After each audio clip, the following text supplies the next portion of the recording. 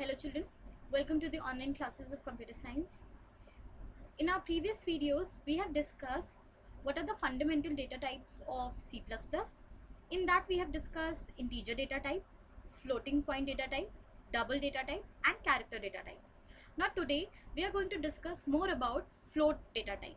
Okay, so what is float data type? As you all must have used and we have done so many programs using integer data type, now we will see what is float data type and how we can use it in our program.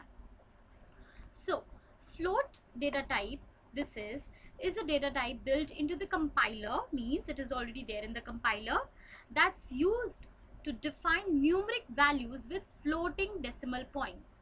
Okay, means it is the values are divided into two parts, the numeric part and the floating point part. Okay, so you can see over here there are some examples, that is 2.5.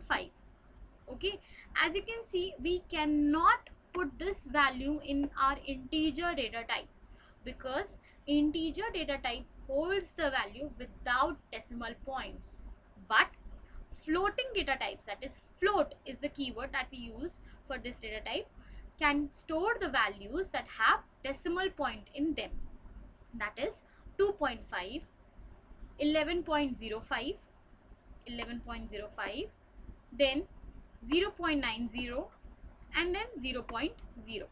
Yes, see children, if in a program we feel like that we need not to give any value to a variable, so we can directly give it to a value, say 0. But when if we have declared it using a float data type, we cannot do it that way. We have to give it in a way it is 0.0.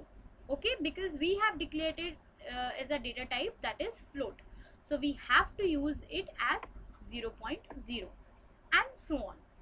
So basically keep in mind that float variable data type we use when we want to give our values to a variable that has decimal points in them, okay, and we cannot give them an integer data type. So in that case we can use float data type. In our next video we shall see how we are going to use it in our program.